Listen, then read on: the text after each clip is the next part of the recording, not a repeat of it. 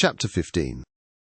It remains now to see what ought to be the rules of conduct for a prince towards subject and friends.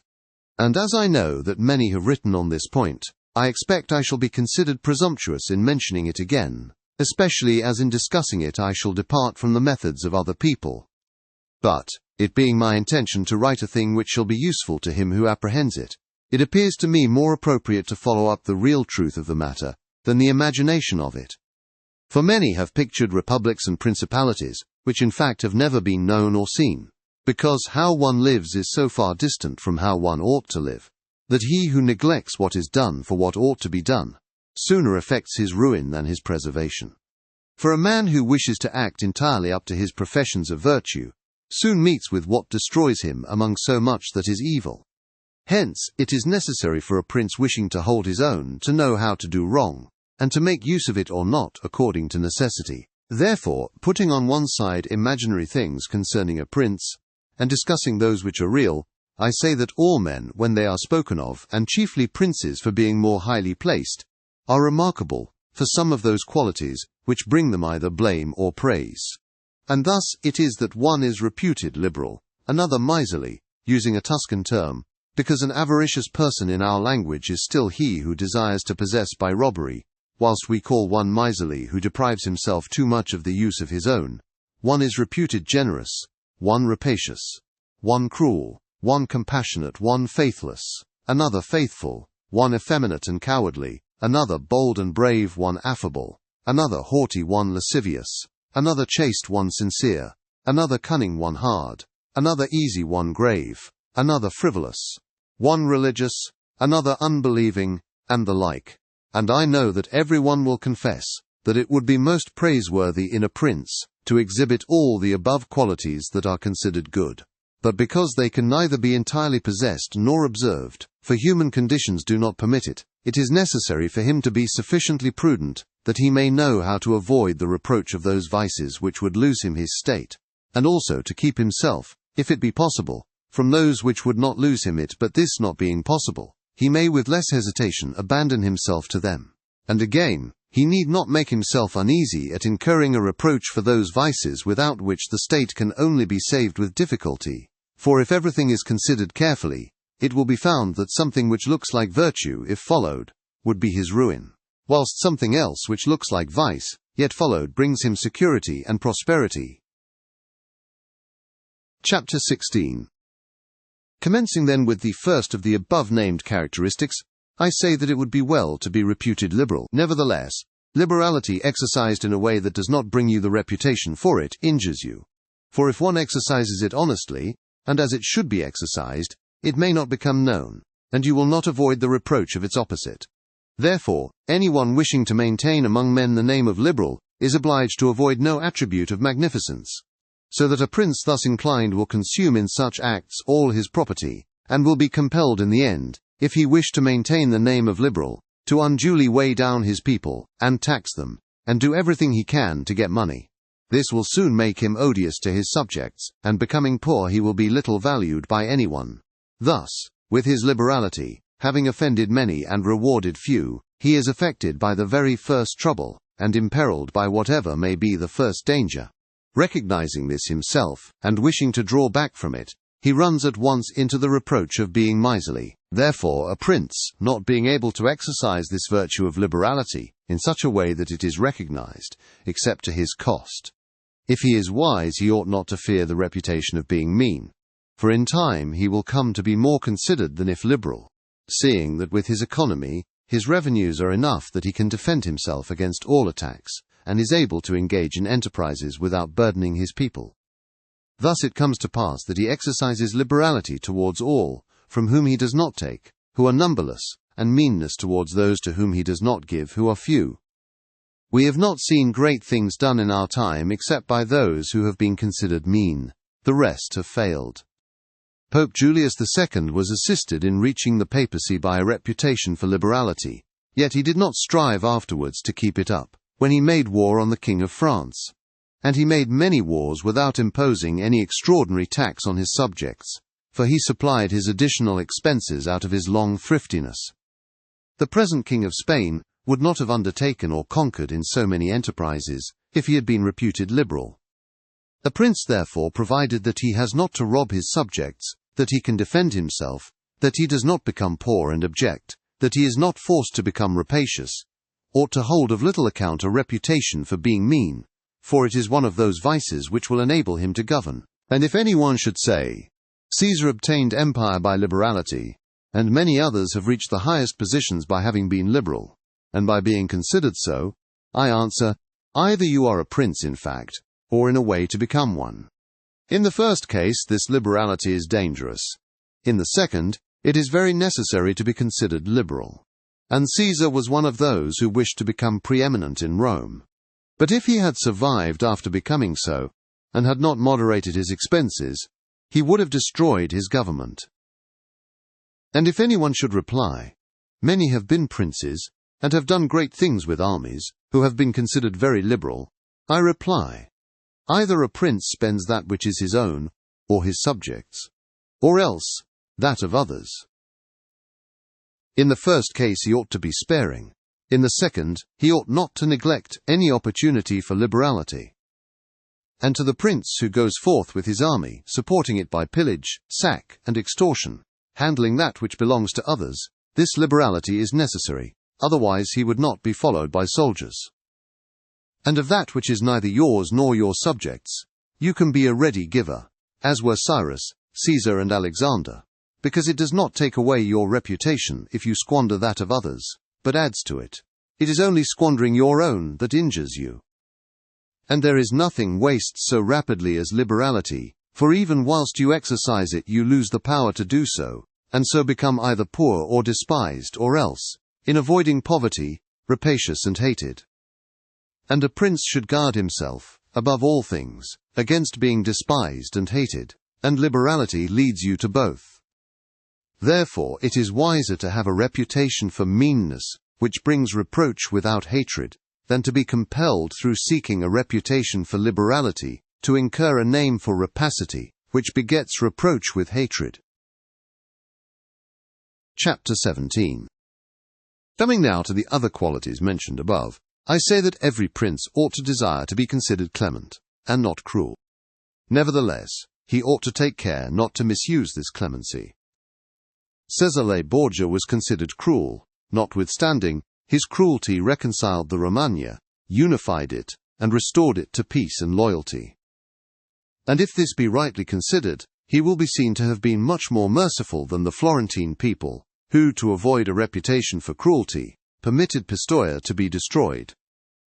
And of all princes, it is impossible for the new prince to avoid the imputation of cruelty, owing to new states being full of dangers.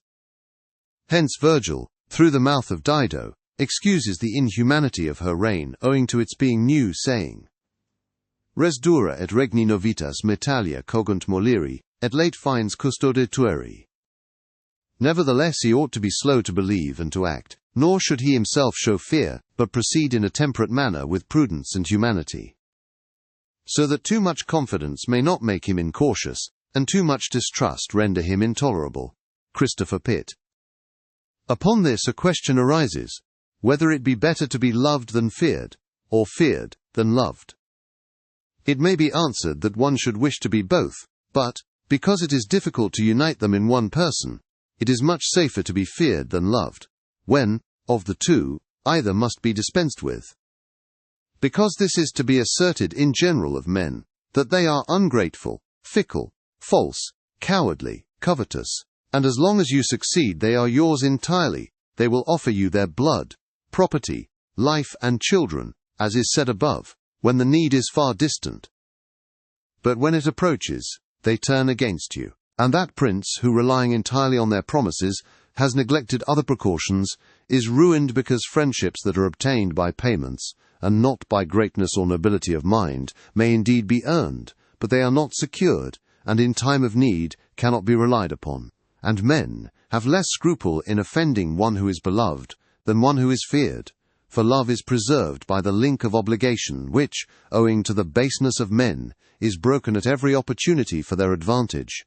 But fear preserves you by a dread of punishment which never fails. Nevertheless, A prince ought to inspire fear in such a way that, if he does not win love, he avoids hatred, because he can endure very well being feared, whilst he is not hated, which will always be as long as he abstains from the property of his citizens and subjects and from their women. But when it is necessary for him to proceed against the life of someone, he must do it on proper justification, and for manifest cause. But above all things he must keep his hands off the property of others, because men more quickly forget the death of their father than the loss of their patrimony. Besides, pretexts for taking away the property are never wanting, for he who has once begun to live by robbery will always find pretexts for seizing what belongs to others. But reasons for taking life, on the contrary, are more difficult to find and sooner lapse. But when a prince is with his army, and has under control a multitude of soldiers, then it is quite necessary for him to disregard the reputation of cruelty, for without it he would never hold his army united or disposed to its duties. Among the wonderful deeds of Hannibal this one is enumerated, that having led an enormous army composed of many various races of men to fight in foreign lands, no dissensions arose either among them or against the prince, whether in his bad or in his good fortune. This arose from nothing else than his inhuman cruelty, which, with his boundless valor, made him revered and terrible in the sight of his soldiers. But without that cruelty, his other virtues were not sufficient to produce this effect. And short-sighted writers admire his deeds from one point of view, and from another condemn the principal cause of them. That it is true his other virtues would not have been sufficient for him may be proved by the case of Scipio, that most excellent man, not only of his own times but within the memory of man, against whom, nevertheless, his army rebelled in Spain. This arose from nothing but his too great forbearance, which gave his soldiers more license than is consistent with military discipline. For this he was upbraided in the Senate by Fabius Maximus, and called the corrupter of the Roman soldiery. The Locrians were laid waste by a legate of Scipio, yet they were not avenged by him, nor was the insolence of the legate punished, owing entirely to his easy nature. Insomuch that someone in the Senate, wishing to excuse him, said there were many men who knew much better how not to err than to correct the errors of others. This disposition, if he had been continued in the command, would have destroyed in time the fame and glory of Scipio. But, he being under the control of the Senate, this injurious characteristic not only concealed itself, but contributed to his glory. Returning to the question of being feared or loved, I come to the conclusion that, men loving according to their own will and fearing according to that of the prince, a wise prince should establish himself on that which is in his own control, and not in that of others. He must endeavor only to avoid hatred, as is noted. Chapter 18. Everyone admits how praiseworthy it is in a prince to keep faith, and to live with integrity and not with craft. Nevertheless, our experience has been that those princes who have done great things have held good faith of little account, and have known how to circumvent the intellect of men by craft, and in the end have overcome those who have relied on their word. You must know there are two ways of contesting, the one by the law, the other by force. The first method is proper to men, the second to beasts. But because the first is frequently not sufficient, it is necessary to have recourse to the second. Therefore it is necessary for a prince to understand how to avail himself of the beast and the man. This has been figuratively taught to princes by ancient writers, who describe how Achilles and many other princes of old were given to the centaur Chiron to nurse, who brought them up in his discipline. Which means solely that, as they had for a teacher one who was half beast and half man, so it is necessary for a prince to know how to make use of both natures, and that one without the other is not durable. A prince, therefore, being compelled knowingly to adopt the beast, ought to choose the fox and the lion, because the lion cannot defend himself against snares, and the fox cannot defend himself against wolves. Therefore, it is necessary to be a fox to discover the snares, and a lion to terrify the wolves. Those who rely simply on the lion do not understand what they are about. Therefore a wise lord cannot, nor ought he to, keep faith when such observance may be turned against him, and when the reasons that caused him to pledge it exist no longer. If men were entirely good, this precept would not hold, but because they are bad, and will not keep faith with you, you too are not bound to observe it with them. Nor will there ever be wanting to a prince legitimate reasons to excuse this non-observance. Of this endless modern examples could be given, showing how many treaties and engagements have been made void, and of no effect through the faithlessness of princes. And he who has known best how to employ the fox has succeeded best. But it is necessary to know well how to disguise this characteristic, and to be a great pretender and dissembler. And men are so simple and so subject to present necessities, that he who seeks to deceive will always find someone who will allow himself to be deceived. One recent example I cannot pass over in silence. Alexander VI did nothing else but deceive men, nor ever thought of doing otherwise, and he always found victims, for there never was a man who had greater power in asserting, or who with greater oaths would affirm a thing, yet would observe it less. Nevertheless, his deceits always succeeded according to his wishes, because he well understood this side of mankind. Therefore it is unnecessary for a prince to have all the good qualities I have enumerated, but it is very necessary to appear to have them. And I shall dare to say this also, that to have them and always to observe them is injurious, and that to appear to have them is useful. To appear merciful, faithful, humane, religious, upright, and to be so, but with a mind so framed, that should you require not to be so, you may be able and know how to change to the opposite. And you have to understand this, that a prince, especially a new one, cannot observe all those things for which men are esteemed, being often forced, in order to maintain the state, to act contrary to fidelity, friendship, humanity, and religion. Therefore it is necessary for him to have a mind ready to turn itself accordingly, as the winds and variations of fortune force it, yet, as I have said above, not to diverge from the good if he can avoid doing so, but, if compelled, then to know how to set about it. For this reason, a prince ought to take care that he never lets anything slip from his lips that is not replete with the above-named 5 qualities, that he may appear to him who sees and hears him altogether merciful, faithful, humane, upright, and religious. There is nothing more necessary to appear to have than this last quality, inasmuch as men judge generally more by the eye than by the hand, because it belongs to everybody to see you, to few to come in touch with you. Everyone sees what you appear to be, few really know what you are, and those few dare not oppose themselves to the opinion of the many, who have the majesty of the state to defend them. And in the actions of all men, and especially of princes, which it is not prudent to challenge, one judges by the result. For that reason, let a prince have the credit of conquering and holding his state, the means will always be considered honest, and he will be praised by everybody, because the vulgar are always taken by what a thing seems to be, and by what comes of it.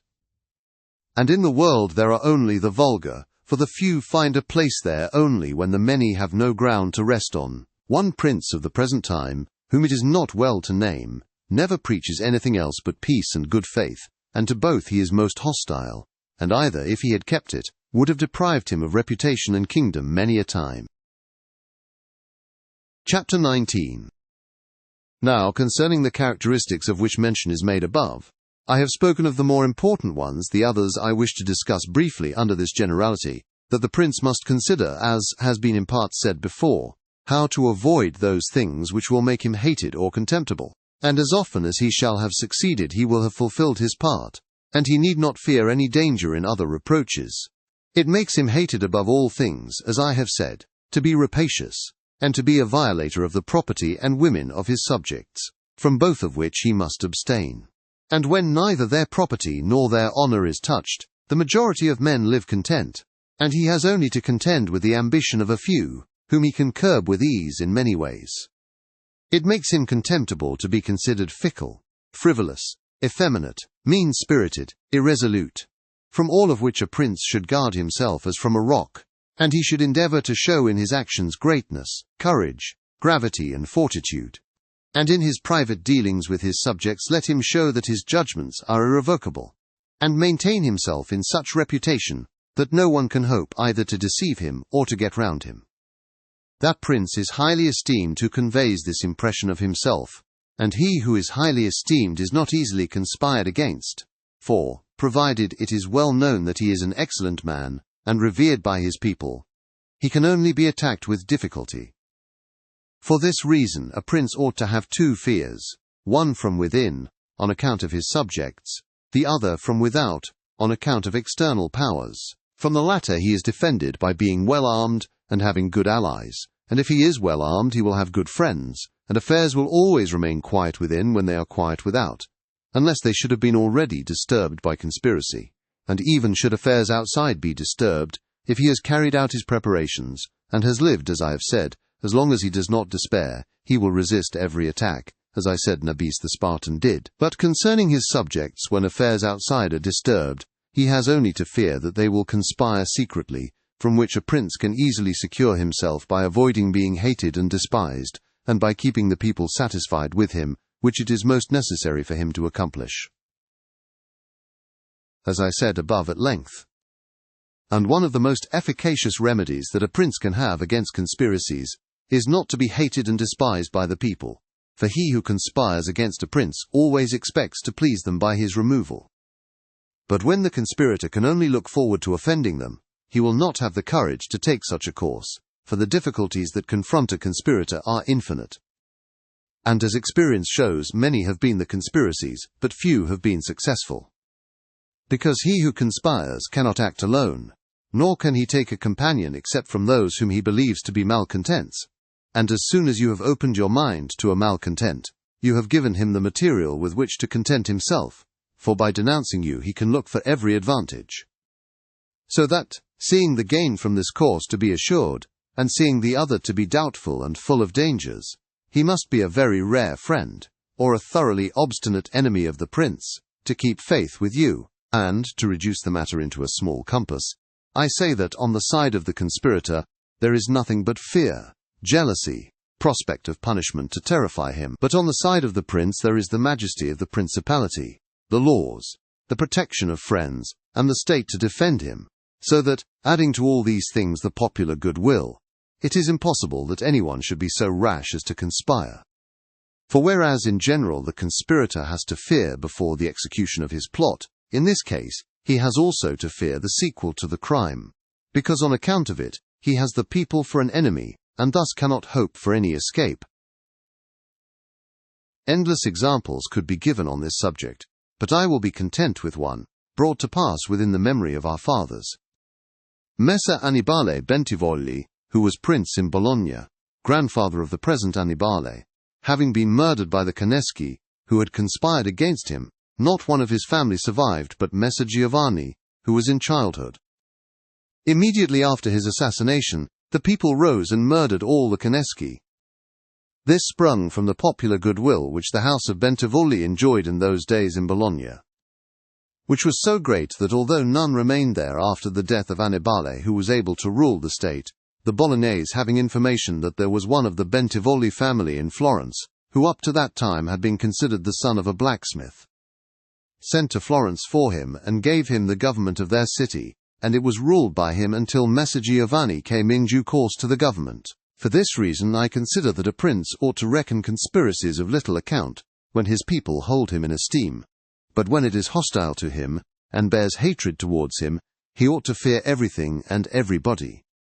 And well-ordered states and wise princes have taken every care not to drive the nobles to desperation, and to keep the people satisfied and contented, for this is one of the most important objects a prince can have. Among the best ordered and governed kingdoms of our times is France, and in it are found many good institutions, on which depend the liberty and security of the king. Of these the first is the Parliament and its authority, because he who founded the kingdom, knowing the ambition of the nobility and their boldness, considered that a bit to their mouths would be necessary to hold them in, and, on the other side, knowing the hatred of the people, founded in fear, against the nobles, he wished to protect them, yet he was not anxious for this to be the particular care of the king.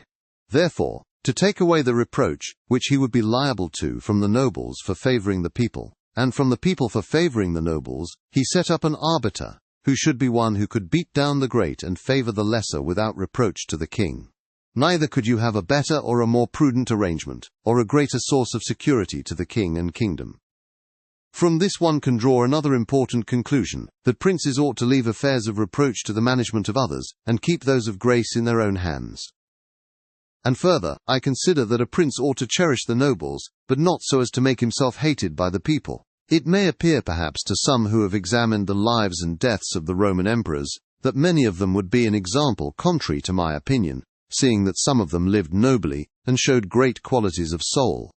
Nevertheless, they have lost their empire, or have been killed by subjects who have conspired against them.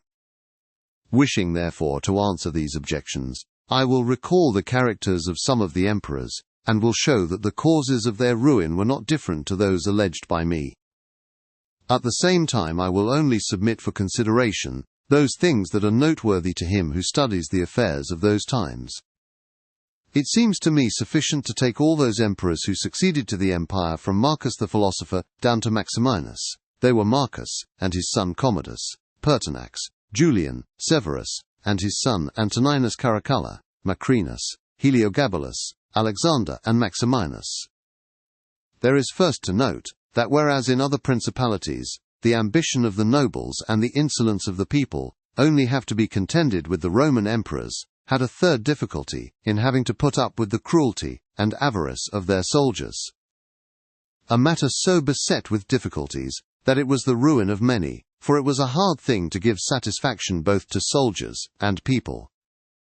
Because the people loved peace, and for this reason they loved the unaspiring prince, whilst the soldiers loved the warlike prince who was bold, cruel, and rapacious, which qualities they were quite willing he should exercise upon the people, so that they could get double pay and give vent to their own greed and cruelty. Hence it arose that those emperors were always overthrown who either by birth or training had no great authority, and most of them, especially those who came new to the principality, recognizing the difficulty of these two opposing humours, were inclined to give satisfaction to the soldiers, caring little about injuring the people, which course was necessary because as princes cannot help being hated by someone, they ought in the first place to avoid being hated by everyone, and when they cannot compass this, they ought to endeavour with the utmost diligence to avoid the hatred of the most powerful. Therefore those emperors who through inexperience had need of special favour adhered more readily to the soldiers than to the people, a course which turned out advantageous to them or not, accordingly as the prince knew how to maintain authority over them. From these causes it arose that Marcus, Pertinax, and Alexander, being all men of modest life, lovers of justice, enemies to cruelty, humane and benignant, came to a sad end, except Marcus. He alone lived and died honoured, because he had succeeded to the throne by hereditary title, and owed nothing either to the soldiers or the people. And afterwards, being possessed of many virtues which made him respected, he always kept both orders in their places whilst he lived, and was neither hated nor despised. But Pertinax was created emperor against the wishes of the soldiers, who, being accustomed to live licentiously under Commodus, could not endure the honest life to which Pertinax wished to reduce them. Thus, having given cause for hatred, to which hatred there was added contempt for his old age, he was overthrown at the very beginning of his administration. And here it should be noted that hatred is acquired as much by good works as by bad ones. Therefore, as I said before, a prince wishing to keep his state is very often forced to do evil. For when that body is corrupt, whom you think you have need of to maintain yourself, it may be either the people, or the soldiers, or the nobles, you have to submit to its humours and to gratify them, and then good works will do you harm. But let us come to Alexander, who was a man of such great goodness, that among the other praises which are accorded him is this, that in the 14 years he held the empire, no one was ever put to death by him unjudged. Nevertheless, being considered effeminate, and a man who allowed himself to be governed by his mother, he became despised, the army conspired against him, and murdered him. Turning now to the opposite characters of Commodus, Severus, Antoninus Caracalla, and Maximinus, you will find them all cruel and rapacious men, who, to satisfy their soldiers, did not hesitate to commit every kind of iniquity against the people, and all, except Severus, came to a bad end. But in Severus there was so much valour, that, keeping the soldiers friendly, although the people were oppressed by him, he reigned successfully.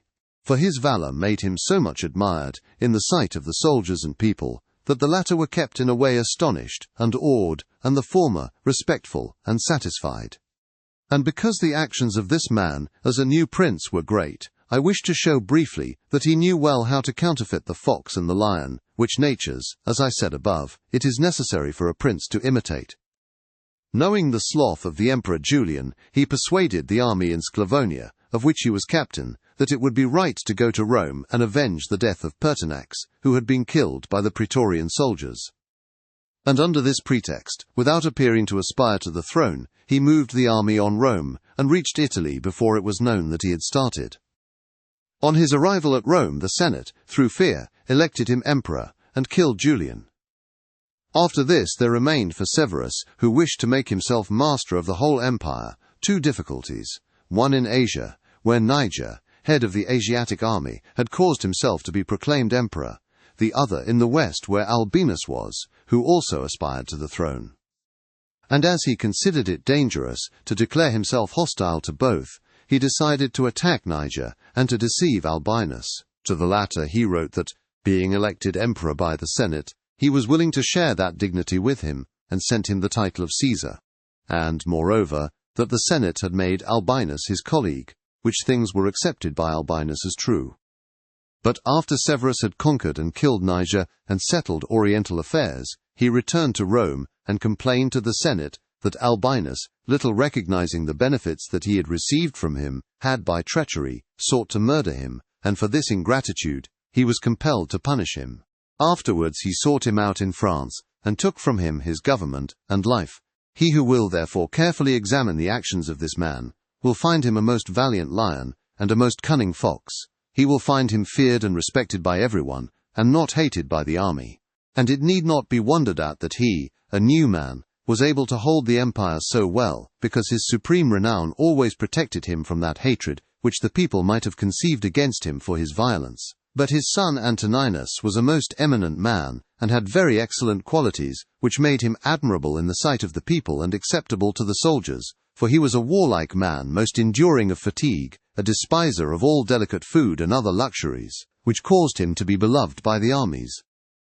Nevertheless his ferocity and cruelties were so great and so unheard of that, after endless single murders, he killed a large number of the people of Rome and all those of Alexandria. He became hated by the whole world, and also feared by those he had around him, to such an extent that he was murdered in the midst of his army by a centurion. And here it must be noted that such like deaths, which are deliberately inflicted with a resolved and desperate courage, cannot be avoided by princes, because anyone who does not fear to die can inflict them, but a prince may fear them the less, because they are very rare. He has only to be careful not to do any grave injury to those whom he employs, or has around him in the service of the state. Antoninus had not taken this care, but had contumeliously killed a brother of that centurion, whom also he daily threatened, yet retained in his bodyguard, which, as it turned out, was a rash thing to do, and proved the emperor's ruin. But let us come to Commodus, to whom it should have been very easy to hold the empire, for, being the son of Marcus, he had inherited it, and he had only to follow in the footsteps of his father, to please his people and soldiers. But, being by nature cruel and brutal, he gave himself up to amusing the soldiers, and corrupting them, so that he might indulge his rapacity upon the people. On the other hand, not maintaining his dignity, often descending to the theatre to compete with gladiators, and doing other vile things, little worthy of the imperial majesty, he fell into contempt with the soldiers, and being hated by one party, and despised by the other, he was conspired against and was killed. It remains to discuss the character of Maximinus. He was a very warlike man, and the armies, being disgusted with the effeminacy of Alexander, of whom I have already spoken, killed him, and elected Maximinus to the throne. This he did not possess for long.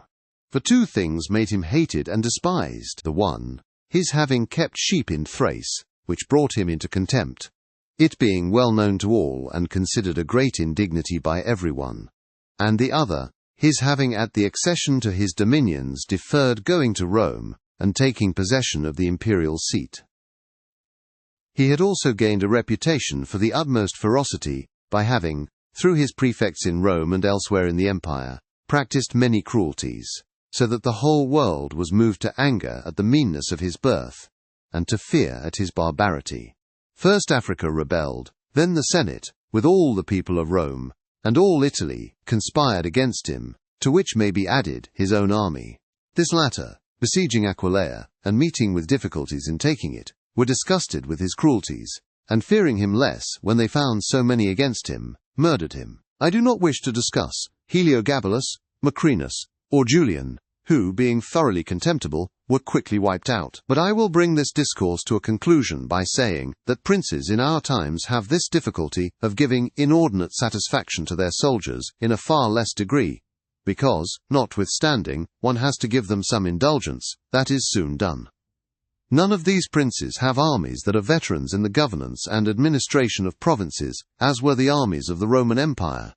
And whereas it was then more necessary to give satisfaction to the soldiers than to the people, it is now more necessary to all princes, except the Turk and the Soldan, to satisfy the people rather the soldiers, because the people are the more powerful. From the above I have accepted the Turk, who always keeps round him 12,000 infantry and 15,000 cavalry, on which depend the security and strength of the kingdom, and it is necessary that, putting aside every consideration for the people, he should keep them his friends. The kingdom of the Soldan is similar, being entirely in the hands of soldiers. It follows again that, without regard to the people, he must keep them his friends. But you must note that the state of the Soldan is unlike all other principalities, for the reason that it is like the Christian pontificate, which cannot be called either an hereditary or a newly formed principality, because the sons of the old prince are not the heirs, but he who is elected to that position by those who have authority, and the sons remain only noblemen. And this being an ancient custom, it cannot be called a new principality, because there are none of those difficulties in it that are met with in new ones. For although the prince is new, the constitution of the state is old, and it is framed so as to receive him as if he were its hereditary lord. But returning to the subject of our discourse, I say that whoever will consider it will acknowledge that either hatred or contempt has been fatal to the above-named emperors, and it will be recognized also how it happened that a number of them acting in one way and a number in another, only one in each way came to a happy end and the rest to unhappy ones. Because it would have been useless and dangerous for Pertinax and Alexander, being new princes, to imitate Marcus, who was heir to the principality. And likewise it would have been utterly destructive to Caracalla, Commodus and Maximinus to have imitated Severus, they not having sufficient valor to enable them to tread in his footsteps.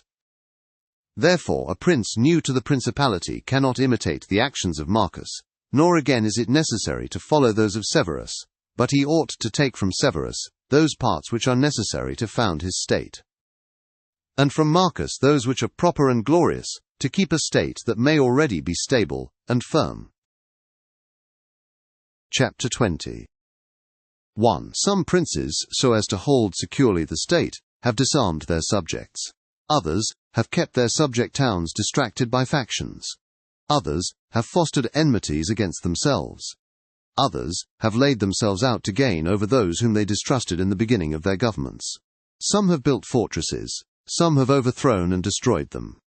And although one cannot give a final judgment on all of these things unless one possesses the particulars of those states in which a decision has to be made, nevertheless, I will speak as comprehensively as the matter of itself will admit. 2. There never was a new prince who has disarmed his subjects. Rather, when he has found them disarmed, he has always armed them, because by arming them those arms become yours. Those men who were distrusted become faithful, and those who were faithful are kept so, and your subjects become your adherents. And whereas all subjects cannot be armed yet, when those whom you do arm are benefited, the others can be handled more freely, and this difference in their treatment which they quite understand, makes the former your dependents, and the latter, considering it to be necessary, that those who have the most danger and service should have the most reward, excuse you. But when you disarm them, you at once offend them by showing that you distrust them, either for cowardice or for want of loyalty, and either of these opinions breeds hatred against you. And because you cannot remain unarmed, it follows that you turn to mercenaries, which are of the character already shown. Even if they should be good, they would not be sufficient to defend you against powerful enemies and distrusted subjects. Therefore, as I have said, a new prince in a new principality has always distributed arms. Histories are full of examples. But when a prince acquires a new state, which he adds as a province to his old one, then it is necessary to disarm the men of that state, except those who have been his adherents in acquiring it, and these again, with time and opportunity, should be rendered soft and effeminate. And matters should be managed in such a way that all the armed men in the state shall be your own soldiers, who in your old state were living near you. 3.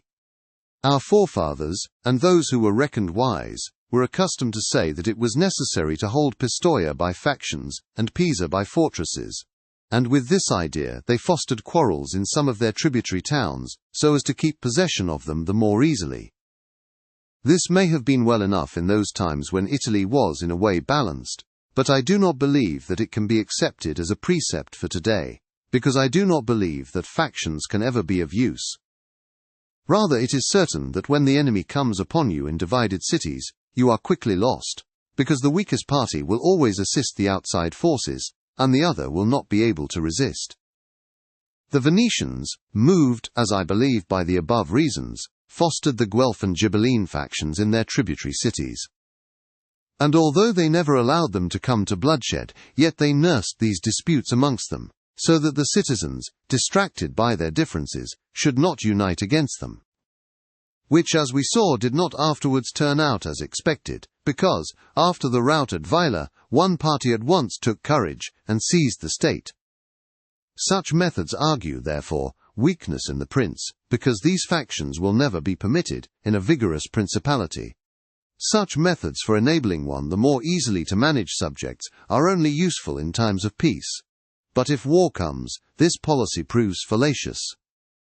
4. Without doubt, princes become great when they overcome the difficulties and obstacles by which they are confronted, and therefore fortune, especially when she desires to make a new prince great, who has a greater necessity to earn renown than an hereditary one, causes enemies to arise and form designs against him, in order that he may have the opportunity of overcoming them, and by them to mount higher, as by a ladder which his enemies have raised. For this reason many consider that a wise prince, when he has the opportunity, ought with craft to foster some animosity against himself, so that, having crushed it, his renown may rise higher. 5. Princes, especially new ones, have found more fidelity and assistance in those men who in the beginning of their rule were distrusted, than among those who in the beginning were trusted.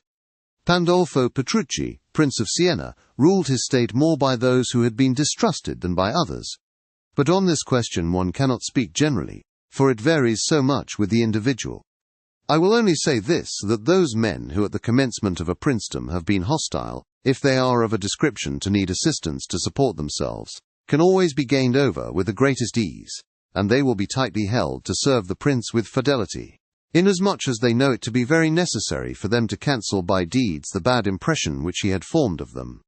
And thus the prince always extracts more profit from them than from those who, serving him in too much security, may neglect his affairs. And since the matter demands it, I must not fail to warn a prince, who by means of secret favours has acquired a new state, that he must well consider the reasons which induced those to favour him who did so. And if it be not a natural affection towards him, but only discontent with their government, then he will only keep them friendly with great trouble and difficulty, for it will be impossible to satisfy them. And weighing well the reasons for this in those examples which can be taken from ancient and modern affairs, we shall find that it is easier for the prince to make friends of those men who were contented under the former government, and are therefore his enemies, than of those who, being discontented with it, were favourable to him, and encouraged him to seize it. 6.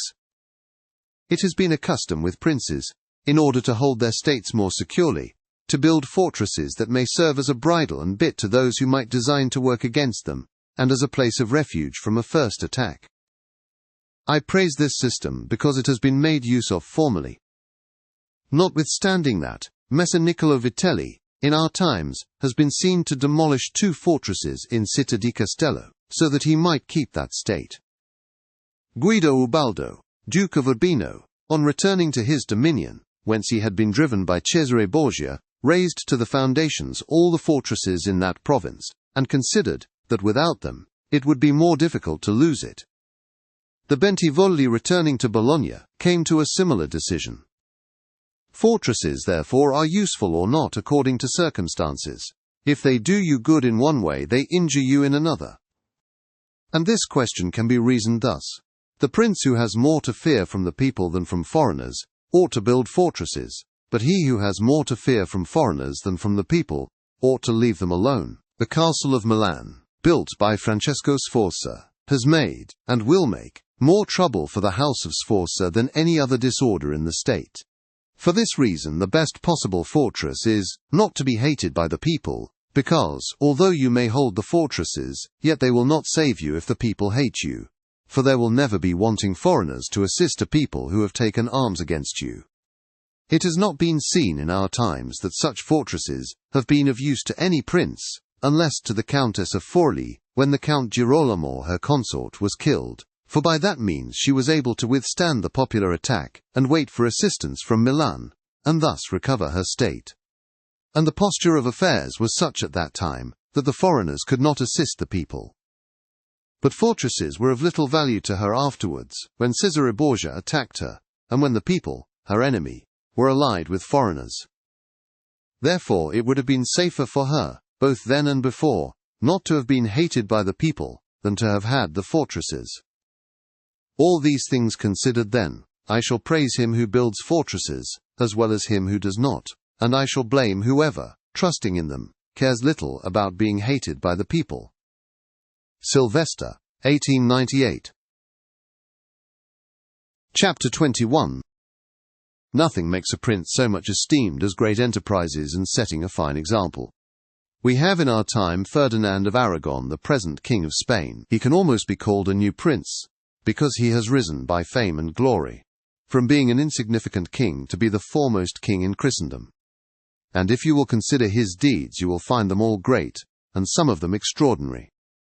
In the beginning of his reign, he attacked Granada, and this enterprise was the foundation of his dominions. He did this quietly at first, and without any fear of hindrance, for he held the minds of the barons of Castile occupied in thinking of the war, and not anticipating any innovations. Thus they did not perceive that by these means he was acquiring power and authority over them. He was able with the money of the church and of the people to sustain his armies, and by that long war to lay the foundation for the military skill which has since distinguished him. Further, always using religion as a plea so as to undertake greater schemes, he devoted himself with pious cruelty to driving out and clearing his kingdom of the Moors, nor could there be a more admirable example, nor one more rare. Under this same cloak he assailed Africa, he came down on Italy, he has finally attacked France, and thus his achievements and designs have always been great, and have kept the minds of his people in suspense and admiration, and occupied with the issue of them. And his actions have arisen in such a way one out of the other, that men have never been given time to work steadily against him. Again, it much assists a prince to set unusual examples in internal affairs, similar to those which are related of Messer Bernabo da Milano, who, when he had the opportunity by anyone in civil life doing some extraordinary thing either good or bad, would take some method of rewarding or punishing him, which would be much spoken about. And a prince ought, above all things, always endeavour in every action to gain for himself the reputation of being a great and remarkable man. A prince is also respected when he is either a true friend or a downright enemy, that is to say, when, without any reservation, he declares himself in favour of one party against the other, which course will always be more advantageous than standing neutral. Because if two of your powerful neighbours come to blows, they are of such a character that, if one of them conquers, you have either to fear him or not. In either case, it will always be more advantageous for you to declare yourself, and to make war strenuously. Because, in the first case, if you do not declare yourself, you will invariably fall a prey to the conqueror, to the pleasure and satisfaction of him who has been conquered, and you will have no reasons to offer, nor anything to protect or to shelter you. Because he who conquers does not want doubtful friends who will not aid him in the time of trial, and he who loses will not harbour you because you did not willingly, sword in hand, court his fate. Antiochus went into Greece, being sent for by the Aetolians to drive out the Romans. He sent envoys to the Achaeans, who were friends of the Romans, exhorting them to remain neutral, and on the other hand, the Romans urged them to take up arms. This question came to be discussed in the council of the Achaeans, where the legate of Antiochus urged them to stand neutral. To this the Roman legate answered, "As for that which has been said, that it is better and more advantageous for your state not to interfere in our war, nothing can be more erroneous. Because by not interfering you will be left, without favour or consideration, the guerdon of the conqueror. Thus it will always happen, that he who is not your friend will demand your neutrality, whilst he who is your friend will entreat you to declare yourself with arms. And irresolute princes, to avoid present dangers, generally follow the neutral path, and are generally ruined. But when a prince declares himself gallantly in favour of one side, if the party with whom he allies himself conquers, although the victor may be powerful, and may have him at his mercy, yet he is indebted to him, and there is established a bond of amity. And men are never so shameless as to become a monument of ingratitude by oppressing you. Victories, after all, are never so complete that the victor must not show some regard, especially to justice. But if he with whom you ally yourself loses, you may be sheltered by him, and whilst he is able he may aid you, and you become companions on a fortune that may rise again. In the second case, when those who fight are of such a character that you have no anxiety as to who may conquer, so much the more is it greater prudence to be allied, because you assist at the destruction of one by the aid of another who, if he had been wise, would have saved him.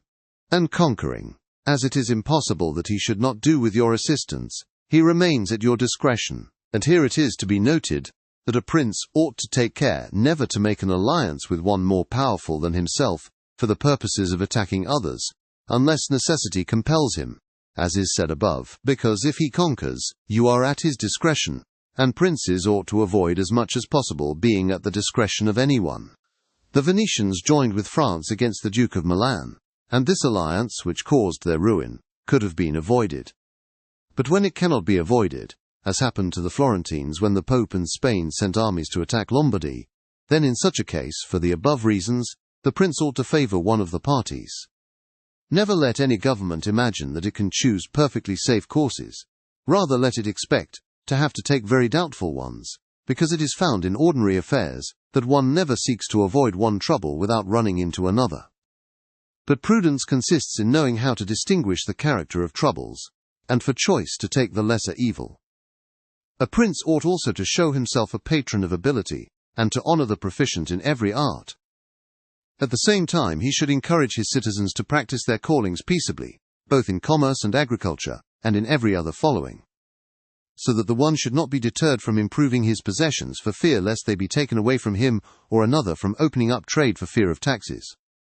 But the prince ought to offer rewards to whoever wishes to do these things, and designs in any way to honour his city or state. Further, he ought to entertain the people with festivals and spectacles at convenient seasons of the year, and as every city is divided into guilds or into societies, he ought to hold such bodies in esteem, and associate with them sometimes, and show himself an example of courtesy and liberality. Nevertheless, always maintaining the majesty of his rank, for this he must never consent to abate in anything. In some of the larger towns there are artels of a much more complex kind, permanent associations possessing large capital and pecuniarily responsible for the acts of the individual members. The word artel, despite its apparent similarity, has Mr. Aylmer, Maud assures me, no connection with ars or arti. Its root is that of the verb rotitia, to bind oneself by an oath, and it is generally admitted to be only another form of rota, which now signifies a regimental company. In both words, the underlying idea is that of a body of men united by an oath. Tribu were possibly Gentile groups, united by common descent, and included individuals connected by marriage. Perhaps our words sects or clans would be most appropriate. Chapter 22. The choice of servants is of no little importance to a prince, and they are good or not according to the discrimination of the prince. And the first opinion which one forms of a prince, and of his understanding, is by observing the men he has around him, and when they are capable and faithful, he may always be considered wise, because he has known how to recognize the capable and to keep them faithful.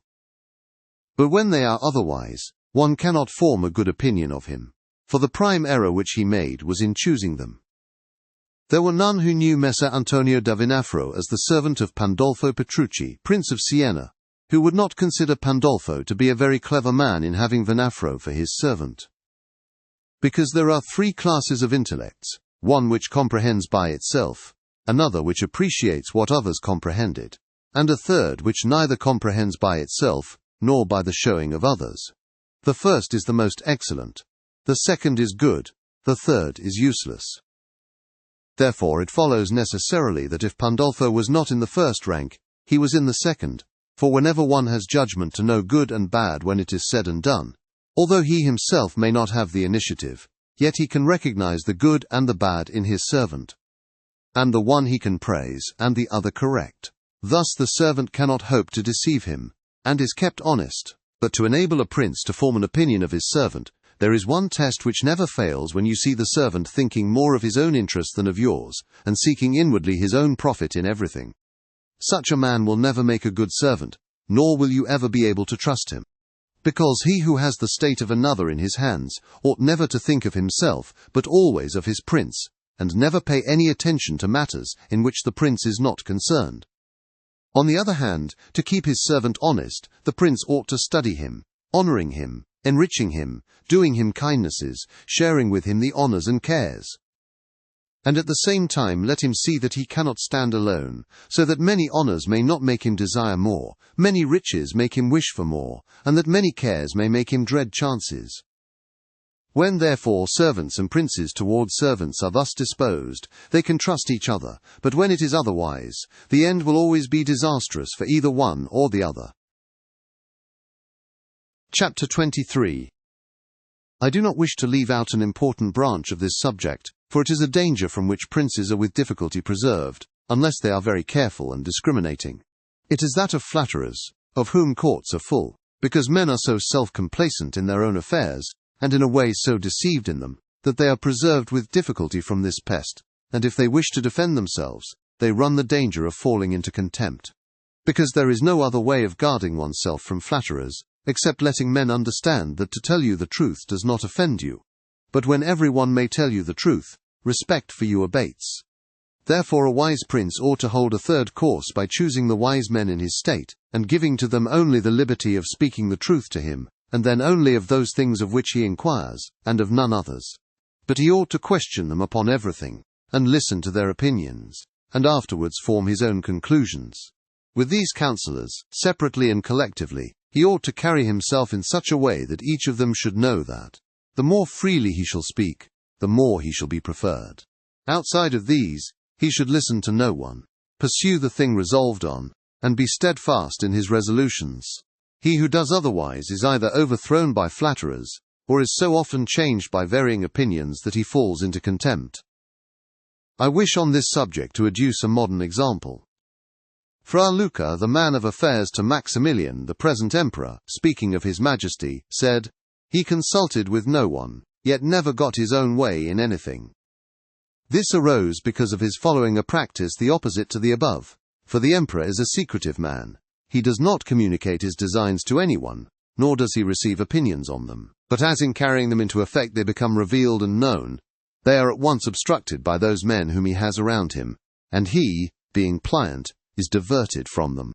Hence it follows that those things he does one day he undoes the next, and no one ever understands what he wishes or intends to do, and no one can rely on his resolutions. A prince, therefore, ought always to take counsel, but only when he wishes and not when others wish. He ought rather to discourage everyone from offering advice, unless he asks it. But, however, he ought to be a constant inquirer, and afterwards a patient listener concerning the things of which he inquired also. On learning that anyone, on any consideration, has not told him the truth, he should let his anger be felt. And if there are some who think that a prince who conveys an impression of his wisdom is not so through his own ability, but through the good advisers that he has around him, beyond doubt they are deceived, because this is an axiom which never fails. That a prince who is not wise himself will never take good advice, unless by chance he has yielded his affairs entirely to one person who happens to be a very prudent man. In this case, indeed, he may be well governed, but it would not be for long, because such a governor would in a short time take away his state from him. But if a prince who is not inexperienced should take counsel from more than one, he will never get united counsels, nor will he know how to unite them. Each of the counsellors will think of his own interests, and the prince will not know how to control them, or to see through them. And they are not to be found otherwise, because men will always prove untrue to you, unless they are kept honest by constraint. Therefore it must be inferred that good counsels, whencesoever they come, are born of the wisdom of the prince, and not the wisdom of the prince from good counsels.